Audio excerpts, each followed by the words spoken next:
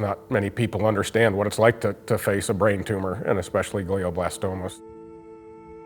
Kim and I met actually through the church that we're sitting in right now, and we dated for about 2 years before we got married, and we were married for about 15 years before Kim got diagnosed. And our final wedding anniversary together was on July 30th of 2021, and that was about 2 weeks before Kim passed. So in total, we were married for 17 years. I still wear my wedding ring. And she just had such a huge impact on my life.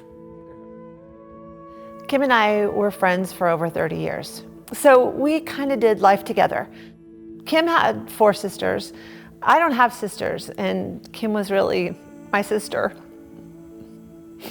We've been through a lot of things together, and so when she was diagnosed with a brain tumor, it was heartbreaking for all of us who loved her, and her response to it was spot on, Kim. She would say, how are you? How's the family? What can I pray for you today? And she was that way to the very end. So Kim and I got to know each other through church. My husband Doug and I, and Kim and Todd were really good friends. Kim was one of those people who was really relational and built relationships and cared, truly cared about people. She would continually ask how she could pray or how she could support her friends, including myself. I think in Kim's memory and in Kim's honor, I knew that I wanted to do something to give back to the glioblastoma community specifically. We wanted to have an organization that dealt exclusively at that level with the families and making sure that we delivered aid down to the patient level. Kim's Hope raises funds to give out directly to families and patients to use however they want, to pay medical bills, to pay rent or a mortgage, to cover the cost of having to travel for treatment. People don't often have resources available, and so we act as a bridge for that.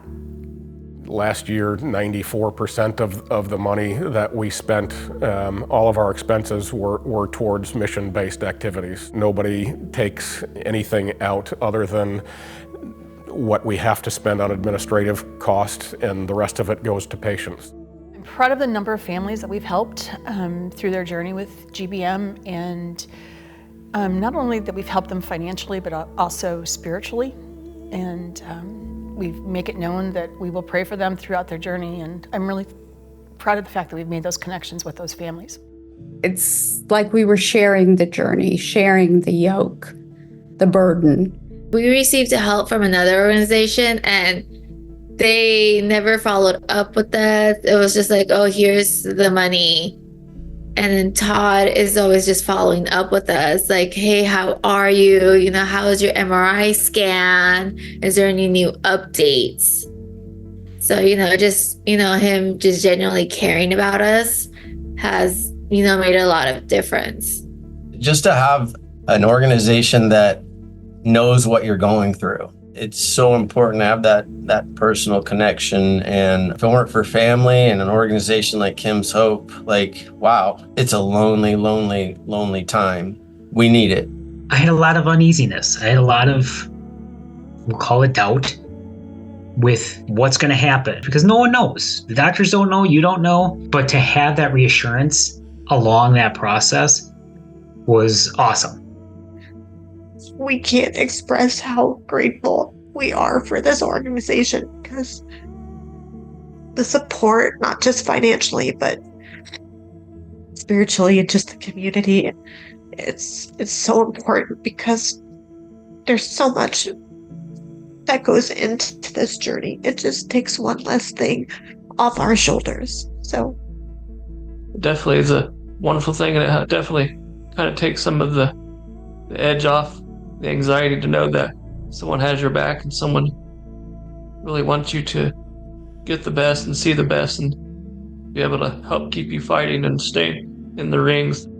We want to go beyond the disease and get to know the patient themselves as a person, and the caregivers and the families. And I think that comes from seeing Kim fight her battle and watching Kim live her life before her diagnosis even, and making sure that she got to know people as opposed to their circumstances. She wanted to treat people with respect and always help whenever she possibly could. Just having Kim's hope as a driving force in my life and giving me that purpose to keep Kim's memory alive and also to help people has really helped my healing process and really just given me a new outlook on life and what I'm meant to be doing here for the rest of my time.